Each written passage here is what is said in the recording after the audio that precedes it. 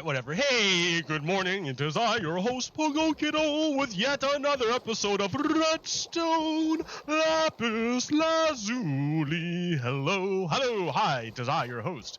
I made it. Hello. All right. So here, what do we have here before us? This, outrageous setup here is the result of combining many things. Okay. What you have here is a water elevator. And you can see the things moving in the water elevator. What are those things moving in the water elevator? Let me make sense of this. This is kind of crazy, right? It's kind of hard without any context. So let me give you a little bit of context of where we are. All right, here's the sheep farm. The sheep farm that it was doing its normal thing. But now, when the sheep farm ends, it drops it into this hopper system, which drops it into this water line. And look, over there, a bunch of crops are flowing through that very same system, and it's going up into this water system. And the crops are flowing along, going somewhere. Where are they going? What's going on? What's happening? But yeah, the down there, the sheep, the wool gets yeah. Okay, so let me go make sense of this. Hold on. Whoa. And over here, all these crops are coming through and getting pushed into this water system and flowing along. What's going on here, guys? What's going on here? Oops, I didn't finish this. Haha. Yes. Yes. But wait a minute, something's at the end of the sheep farm. What is this? Whoa! Why? It's a giant system. It's a giant building. Ow. And let's go into this giant building. Well, here, let's take a look on the outside. This is the thing I have been working on.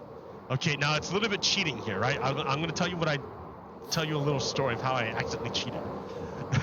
So this is what I wanted to build for a while. This is what I wanted to make. However, in the process of testing the creeper farm, I thought I made a copy of this world, and then used that copy to change it to creative, so I could test the properties of the creeper farm. However, I made a mistake and I did not make a copy. I did not copy it. So I accidentally made creative my survival world, the only one I had. So this is actually not even creative, or not even survival anymore. This is creative. I put on and I realized my mistake, and I got really upset. And then I thought, instead of just throwing away all my work, why don't I pretend I put on the Infinity Gauntlet? Because that's basically what I did in this world. I put on the Infinity Gauntlet, and I created this giant Iroquois longhouse. So that's what I modeled it off of. I looked at a bunch of pictures of the Iroquois longhouses. And what do they look like?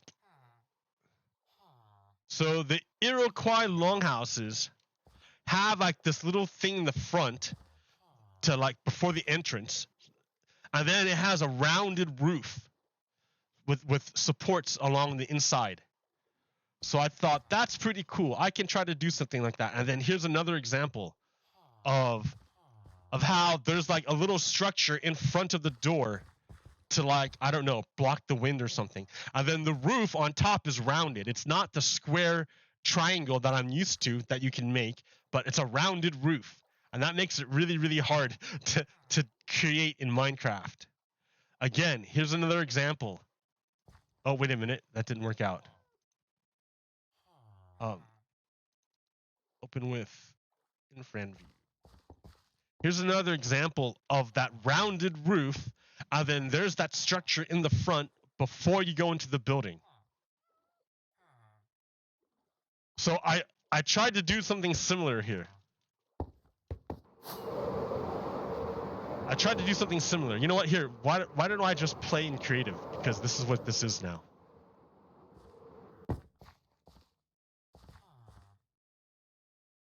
Your game mode has been updated to creative. Set own game mode to creative. So much better. I can do the camera now. So yes. All right. So there isn't a big like glass thing in the front on theirs, but I put that in because yeah. But they have that building in the front right here, and then they have a rounded roof. Oh boy, was this no fun to make in Minecraft. A rounded roof? It's hard to make curves in Minecraft. So yeah, I created the Iroquois longhouse. An Iroquois longhouse. And then what I did is I got all of the crops that come out of here and all of the wool that comes out of the sheep farm, and then I tied them into one system. Boom, boom, boom, boom. And they all feed into this thing here, this pipe. And this pipe leads them all into the longhouse where it goes for storage. So let's check out this longhouse. Ta-da! So this is the longhouse. I did this in creative mode. I mean, only the longhouse part in creative mode. I've been doing my show for like some months. So in these times asks me how long it took me to create this. This part I created in creative mode, so it took me like a week. All the rest of the world, I started from survival, so it's been taking me like months. It took me months to get to this point. Like I needed the tree farm to get all the wood to make this. I needed a bone meal farm to feed the tree farm. I needed to get a beacon to make the harvesting of the wood manageable. I needed an iron farm to get all the hoppers to make all this stuff. I needed a witch farm to create all the redstone I needed to make all this stuff. Like there was just so much. I needed a furnace to cook all the sand to get all the glass. I needed a dye farm to create all the colored dye I needed. That pattern I borrowed from this person here. Aha Sui Mi Kiwan. She said that other people could use the patterns that she has. So this is she's a native, I think Dakota or Lakota native, and she creates these beautiful earrings with these beautiful patterns. So I wanted to use that same pattern because she gave me permission. So this is inspired off of that pattern. So I thought that would be neat to add to this. So yeah, this longhouse now is tied to the farms over there. And then you have over here your little cooking section where you can put in the fuel and you put in your fuel up here and it'll be smoked and then be ready to cook. Yeah, those don't belong there. And then over here you have where all the items are being all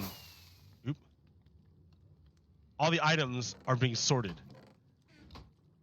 From the carrot farm, from the melon. Well, I don't have a melon farm or the pumpkin farm yet. I have to put those on top of the Tower of Agriculture. But yeah, when I get a mine going, I'm gonna have my mining all set up here. All the mining set up, all the ores are good. Here, I even keep the seeds. And then on the second floor is where I keep all the wool, the different color wools.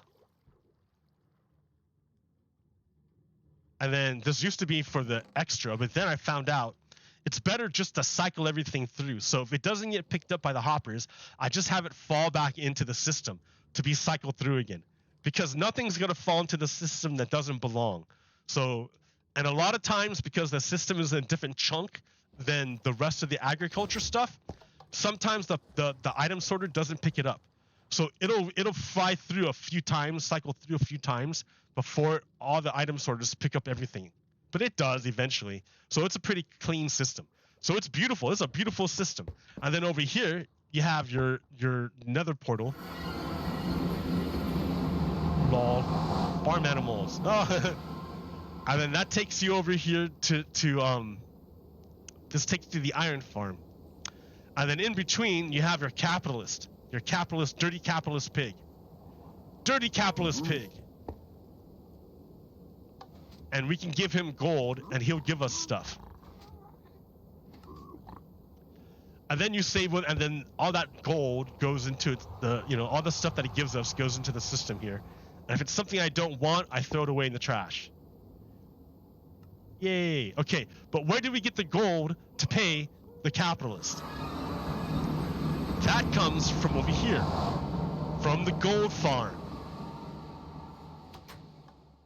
So here's the gold farm that the design from Navy Nexus. And I put it on top of an Aztec temple. That's half buried on this side, but you can see it better on this side. That's where I get the gold. Now, I had to make some changes to this Aztec temple because what would happen is the on-off switch used to be right here, right next to the door that let all the pigmen out. So many times I would come up here to turn off the machine, but forget to turn off the machine and instead open the door to the pigmen. So all the pigmen would come out and kill me, and it would be really bad. So I had to redesigned this system. I used honey blocks on the back side because honey looks nice. I like honey. And I redesigned just the on-off switch. And then I made it deeper. I made this deeper, the storage deeper. So now it's a proper storage system. I'm not afraid of losing the gold. And I have plenty of room to just sit there and AFK. It takes about an hour to fill each one of these up. So that's 5 hours of AFKing to fill up this one thing. And then I convert it to gold nuggets and I feed it to the capitalist. I moved the on-off switch to in here because that way I wouldn't accidentally hurt myself. And then the trident killer's here. So now the pigmen are going to spawn from up here.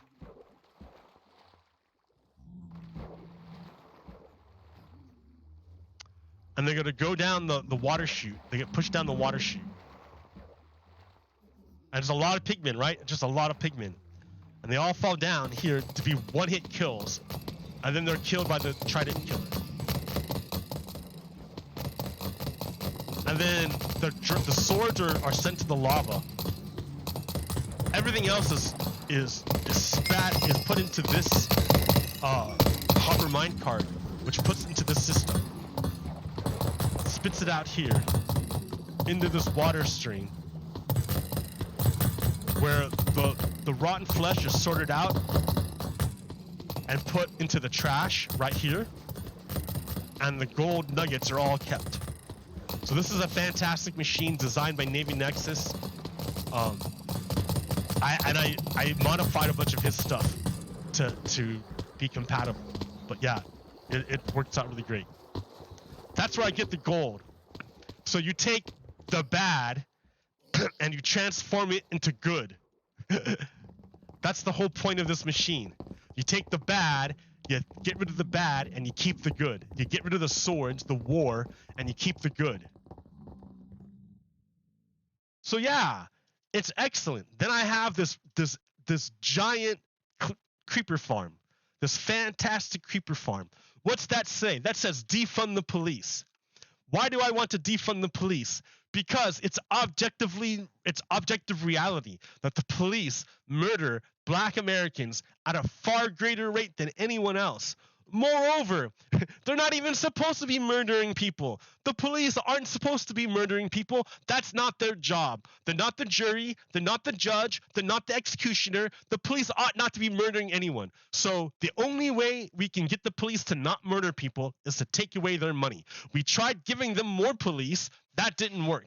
We tried giving them more money. We tried to increase the funding of the police.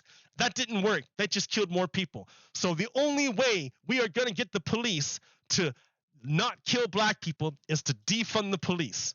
Why is that? Because Black lives matter. Black lives matter. When you defund the police, you prove that Black lives matter. Because where does that money go? Where does that money go when you defund the police? It doesn't just evaporate. It doesn't just disappear. It is refunded. It is refunded back into the community. You put all that money back in the community. That's childcare, that's healthcare, that's community services, that's homes for homeless people, that takes away all the social ills that create the problems that needed the police to begin with. just get rid of the police. And in fact, the police weren't ever started to help people. They started as slave patrols. So something that started so bad cannot possibly be transformed into something good. Just defund it, and put that money somewhere else. This is a castle that my friend was making. Shanti was making. She'll finish it eventually. We'll get to it. It was made in creative, so it was a lot harder. It was a lot harder than just whatever. This is her cool house. She made a really neat house. Then she tried to go giant, and that was a bit hard. Yeah. That's what this is all about. This world is about reaffirming the goodness of humanity. So this is my honey farm.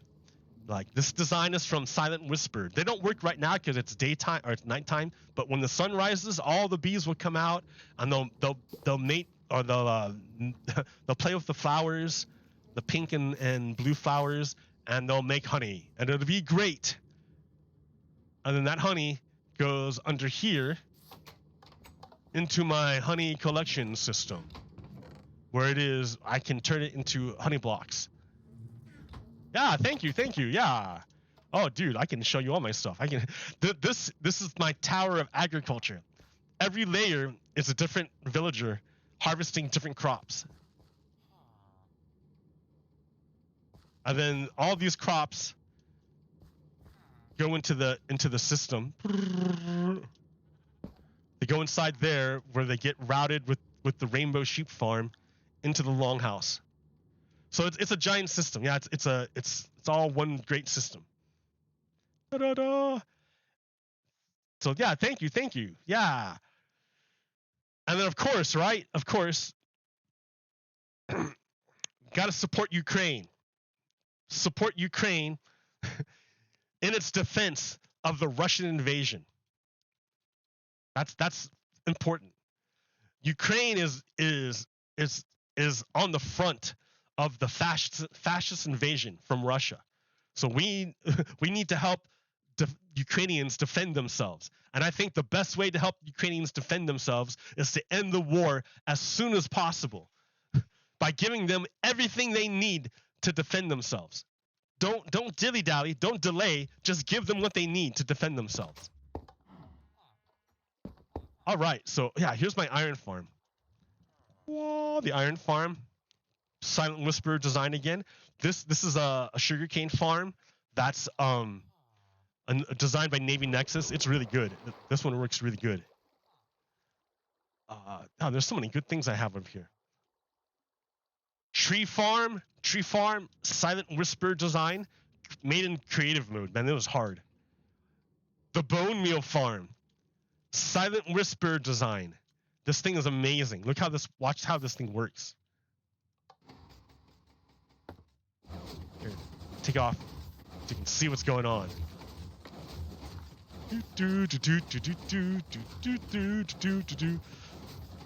So in here is a moss block being bone mealed, and for some reason it doesn't transform anything else except these blocks up here, which get turned into moss. These pistons, this is a stone generator, pushes the stone constantly. When a stone gets turned into moss, it can't hold its place anymore, and it will be squished. It gets squished out of its place by the stone, and it gets pushed on top. Then the pistons push the moss blocks down through the stone, and then the hoppers pick them up. Then the hopper minecarts pick them up, and they deposit them into these hopper minecarts, which are stocked on top of these composters, which are going non-stop going machine gun composters. And they're all feeding into this line here, non-stop. A portion of the bone meal is taken out and put back into the system, so it never stops. It's always going, self-perpetuating. And then over here, the surplus I keep for myself as profit. Ah ha ha ha ha! Profit. Because what do I need all this bone meal for? This this wood farm, it does like this giant thing got to be filled up with bone meal to grow wood. To grow wood to make that farm over there, that giant thing. Yeah, it's pretty complicated. It's pretty it took months and months and months to get to this point in survival. And I messed up by putting on the Infinity Gauntlet, but since I did, I might as well finish my tasks because I need to make a lighthouse there. I need to finish that. I need to make a train station that connects everything. And if I did it in survival, it would take too many months. I couldn't do it. I was trying. It was gonna kill me. It would have taken too long. But if I do it in creative, it's like I have the Infinity Gauntlet, and it's easy. Look at all the bees; they're all happy. Yay! Happy bees! Happy bees! All right, but this is the thing. This is the new thing that I made. Up here, there's like vents.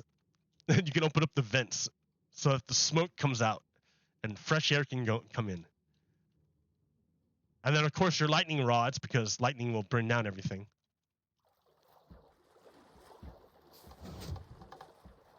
Yeah! So, thank you for joining my show. But, you know, this show, I do like extra parts to it. It's not just this part. I also talk about real life events. And I use Minecraft to help explain those events. So here, wait, let me get some more coffee. So one of the big things that happened over the week. Oh man, there's too many. Like I didn't keep really that many good notes because I was really tired. It was really hot. It was super hot this week in Salem, and I couldn't sleep. And I don't sleep good. If I don't sleep good, I don't think good. Anyways,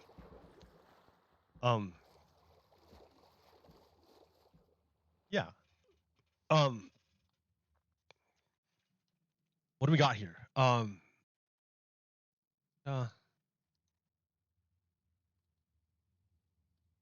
Copaganda. What is that? Cop propaganda. So in the United States, a certain group of people want to say that crime is out of control. They want to point to poor people and say, look at the poor people committing crime. Look at all the poor people committing crime. It's out of control. We need to control those poor people. And but the problem is, and then the answer to controlling poor people is to get more police. So they say, look at all this crime, we need more police. Look at all this crime, we need more police. But wait a minute, I don't understand what you're talking about. Because when you actually look at things, crime, the red line, crime really is no different. There really hasn't been a whole bunch of difference in the raw number of crime, of crime. But what's gone up for sure is the media mentions. Coverage about shootings outweigh the number of incidences. So what they're trying to say is that, oh yeah, we're talking a lot about crime. We're talking way more about it, but it's not happening any more than it already has been happening. But the people who harp about crime use this perception of crime in order to ask for more police power. They say, look at all this crime, we need more police. Look at all this crime, blame the Democrats. Look at all this crime, let's blame Black Lives Matter. But in actuality, there has been no change in crime. So you have to ask the question, why is there an interest in misrepresenting the amount of crime? Why would you want to misrepresent the amount of crime? Well, if you're a law and order type person, you want to give more power to the police. So you want to create the perception that there's a lot of crime and that you need the police. So, but it's not true. It's not true. It's look at it. It's not true. It's not actually happening. I forget where I don't know where I got that from. So I'm a little bit like worried about that. Another thing that happened.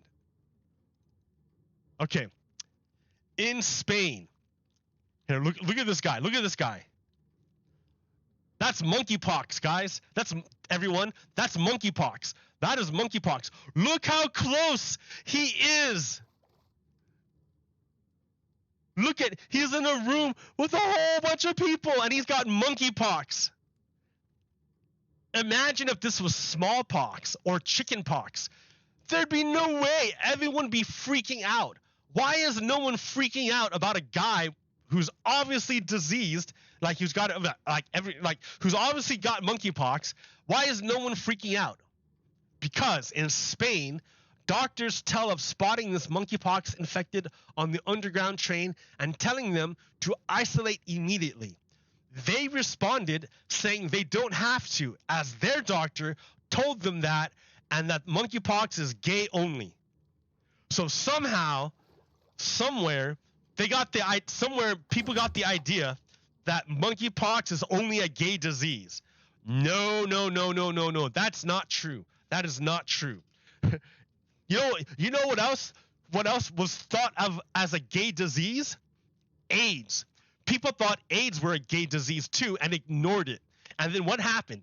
Gay people got devastated by the disease because straight people ignored it because they thought, oh, it only happened to gay people. Well, guess what, guys? It's going to happen to everyone. It's going to happen to everyone. Gay people just see it first because they're the ones who are most marginalized. It happens to marginalized people first. You'll see it in marginalized people first. That's why you watch the marginalized people. Because if bad things happen, it's going to happen to them first. So it's not just a gay disease.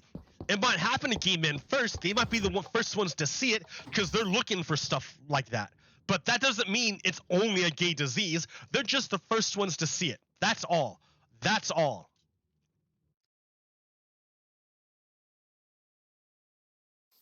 Like Louis Pasteur. Was he a dirty person because he found bacteria? No.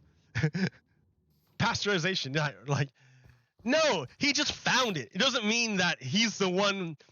It doesn't mean that he's the source of all the germs. He's the one who found bacteria. Before he found bacteria, they were still there, just no one knew about it. The same thing with monkeypox.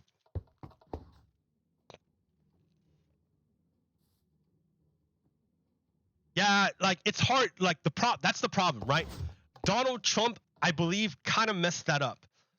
Donald Trump created a distrust in his people about institutions. So, I mean, always institutions need to have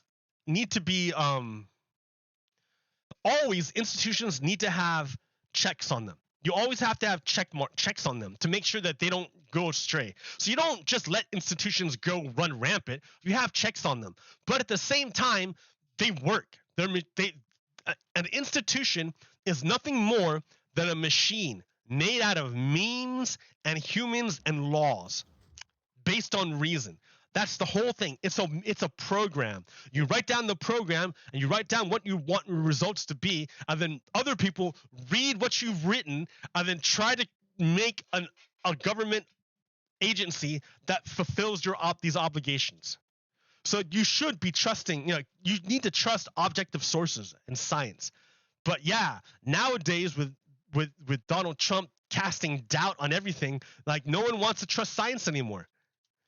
You're right. But science itself has to, be consistent. What are these doctors telling their patients that it's only a gay disease? That's totally incorrect. That's totally incorrect. Monkeypox can go to anyone. It's not just a gay disease.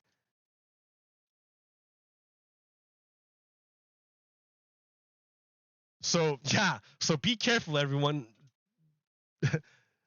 Be aware that monkeypox can spread to everyone, not just gay people. Okay, what's another one?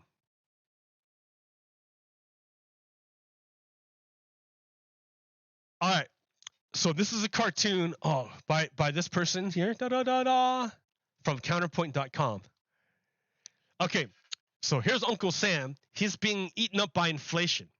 And here's the Federal Reserve. They got a bazooka, right? They're going to blow up inflation, but Uncle Sam is in the middle of it too. So what's going to happen is there's going to be a lot of collateral damage when the Fed does this. What is this giant thing that the Fed is going to do? What is it? What is it? What is this bazooka launcher? What does this represent? This here represents interest rate hikes. The Fed has hiked interest rates 1.5% in the past couple months, which is the most it's been raised in forever. Why now they're doing it because they say, oh, we want to get rid of inflation. So what that does is it makes it more expensive to borrow money. So the way the Fed is thinking is that, oh, if it's more expensive to borrow money, less people will borrow money, and that will mean less money in the economy. And that means money will come out of the economy, and the economy will cool down. The inflation will go down. But the way that it really actually works is that corporations aren't investing their money anyways. They're not investing money anyways. They have too much money. And they're looking at the market and they're thinking, what do I do with all this money? I can either reinvest it back into the market and I'll get a rate of return of maybe 5%. Or the corporation can take their extra money and buy their own stock. Then the rate of return is 10%. So what are corporations going to do? Reinvest in themselves for 5% or invest in the stock market for 10%. They're going to invest in the stock market. So the problem isn't like by raising the interest rates, what you're doing is discouraging new investment because people would have to borrow money to make these new investments. But corporations already have too much money. They're already not investing. So by raising the interest rates, you're not actually doing anything to those corporations with too much money anyways. What are you doing? Well, poor people still need to borrow money. Like if I want to buy a house, I can't just buy a house. I need to borrow money. And when you raise interest rates for me to borrow money, it costs me more money to buy a house. Already, I can't afford to buy a house. So by raising interest rates, you make it even less likely for me to buy a house. So in other words, jobs are going to get like depressed, whereas the people with the money are going to just sit tight and be cool. It's not actually going to fix inflation. What is the tool to use to fix inflation? What is that tool? It is taxes. Taxes are what you use to fix inflation. Because think about it. Where's all the money? All the money is at the top. The rich people are not investing because they get less money from their investments than they do from the stock market. By raising interest rates, you do not magically increase the rate of return on investments. You don't. It doesn't increase the rate of return on investments. Maybe a little bit, but not to the extent it does from investing in the stock market. So the rich people are just going to sit on their money. Whereas the poor people are the ones who are going to suffer. You're going to take the liquidity out of the poor people, not out of the rich people. So in order to take the money out of the hands of the rich people while keeping it in the hands of the poor people, the way you do that is you tax the rich. Because you tax the rich. I'm in the wrong world to show you what it looks like to tax the rich. Let me get some blocks here.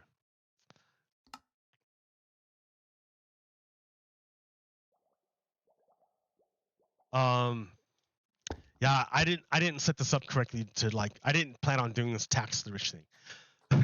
But yeah, you need to tax the rich because with all that money filling up that they invest in the stock market, that's water vapor. That's water vapor. That's money that's left the system and that you can't use. You need to condense that water back into that water vapor back into water. And the way you do that is you tax the rich, make it so that it's less profitable to hold on to excess money and more profitable to invest the money. It's not good to hold on to massive amounts of cash. It's way better to put that into an investment so that somebody can use that money to work with it instead of just hoarding it for power. Like I don't have any visuals to show you because I didn't really prepare this week. I spent all my time was building that longhouse. And now I feel kind of bad because it's in creative mode.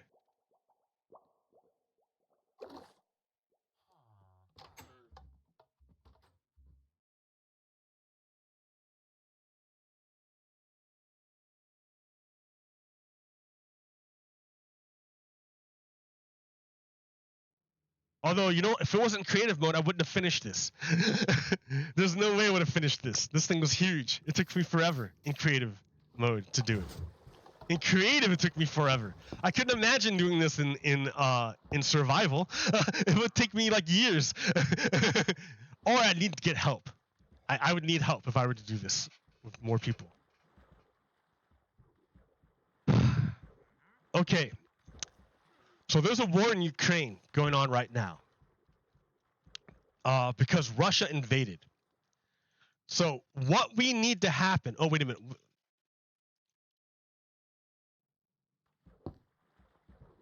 Oh, hey, thank you. Yeah, you know what? I've been doing this for years. And I have other episodes on my YouTube channel. I have a YouTube channel. I saved these on and put on YouTube. And I have episodes of I talk about all sorts of stuff. I talked about the Build Back Better thing. I talked about like gun control. Like right now, I'm gonna talk about how Russia is an imperialist power and it invades its neighbors to ooh, look at that. I like that. That's so pretty. It invades its neighbors and steals their stuff. But what needs to happen is Russia needs to get broken up. That's the truth of it. Russia isn't really just one homogenous group. Russia is actually a whole bunch of little ethnic groups crammed together and under the power of a little group over here in Moscow that controls everything by the oligarchs. If you really want to help end the war, we need Putin to go away, and we need a democratic region, Russian Federation, a democratic Russian Federation, break them up into states and have the states cooperate in democracy. When you break up Russia into states where each state can follow its own destiny, their own individual destinies are not imperialistic. Russia's destiny is imperialistic. That's why it keeps invading its neighbors. But if you break up Russia into its individual states, these people will be much, much happier. They'll be better represented, and they won't invade their neighbors, and we'll have peace. Imagine what a great world we'd have if we could make peace with all these people, and what a great world it would be. I really think that's what we need. That the people, it's not my idea, right? I didn't come up with this map. It's not my idea to break up Russia. The people of Russia, the people of the free nations of Russia, this is their idea. The people who've all been under control of Russia, all these people have come together and said, yeah, we want to break this up and have our own deals going. This is what we want. I think that's a pretty noble idea. And I think that's a good way of preventing future wars, by letting people have control of the government. Because right now in Russia, the people don't control the government. They can't vote. They can't even protest. If they try to protest against the war in Ukraine, the Russian government will arrest them. Like, it's terrible. It's terrible. You don't ever want to lose democracy. In fact, did you see what happened over in Hong Kong? When Hong Kong got returned to China, China like destroyed Hong Kong's freedom. Totally crushed Hong Kong. The people of Hong Kong tried to fight back and they just got crushed. And I remember they were pleading for the West to help them. But what can the West do? What's the West gonna do? Like China like just crushed them. So now we got Taiwan. Taiwan like is independent of China, but China wants to control Taiwan. And so it's a scary situation. But all you got to do is see what happened to Hong Kong and what's going on in Russia, in Moscow, to people who try to protest. And you can see that if people in Taiwan ever get under control of China, they're gonna get subjugated just as bad as the people in Tiananmen Square and in Russia. So it's kind of a moral imperative for us to help people maintain their freedom against imperialism. Like our nation, the United States, was built on imperialism. So we in order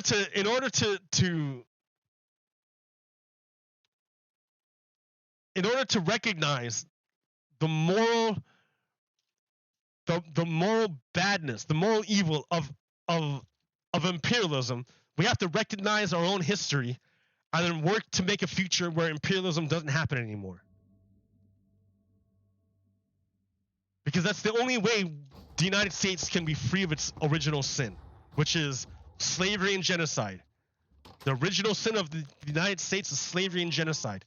The only way the United States can absolve itself of its original sin is by establishing multiracial democracy for everyone. And to help those people who are under threat of imperialism. It's our moral imperative based on our original sin.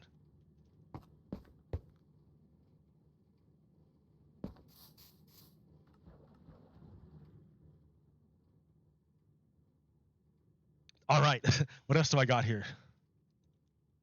The Senate.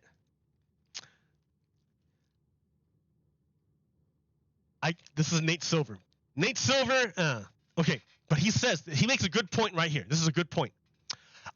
Nate Silver says, I guess it's boring to talk about this, but people tend to underrate Dems' degree of difficulty.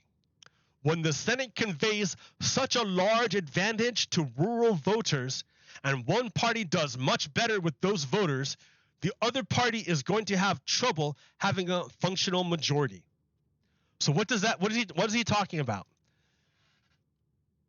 Nate Silver is talking about how the Senate is majorly skewed anti-democratic, majorly skewed toward minority rule. The average population total of the United States in rural is 25%.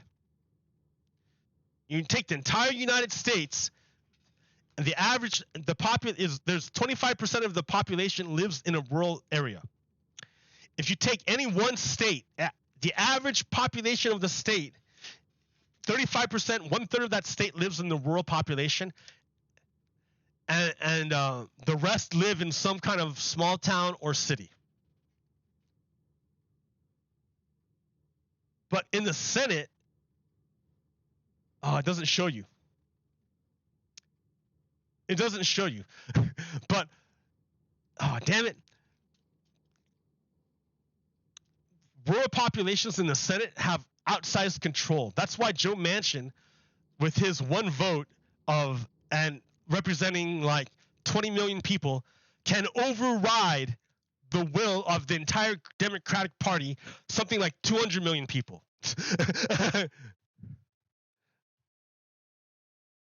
because of the power of rural voters in the Senate. It's broken. So, all right. I need to end this, and I need to end this on a happy note. So how can I do this on a happy note? That's really pretty. I like it.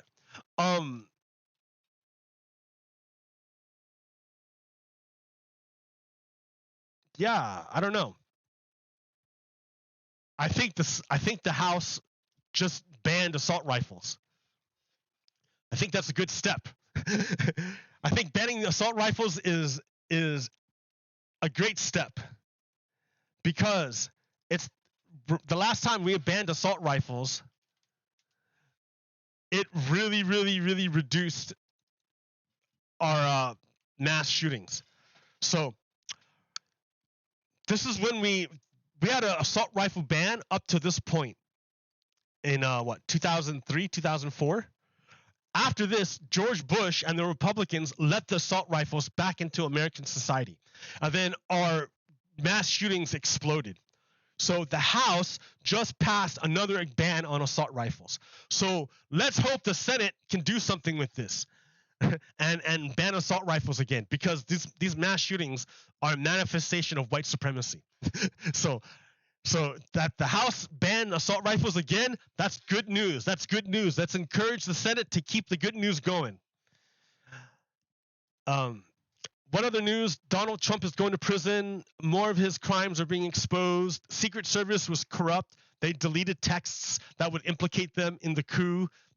Right? The coup plot is really deep. It's pretty bad. Like, yeah, get ready, guys. It's gonna be ugly. Okay, I think I'm done. I wasn't really prepared, and I wasn't really rested. I think the heat is killing me, but that's all right. Thanks for hanging out. Thanks for being here, and I will see you next time. Yeah, in internet times, thanks for hanging out with me, man. Thanks for the positive vibes. I appreciate it. Like, catch me next week. I do this every Sunday morning. I'm doing this, and I try to keep up on the news better. I'll probably have better stuff next week. So, but all right. Thank you very much. Until next time, Pogo Kiddo out. Peace. All right, stop.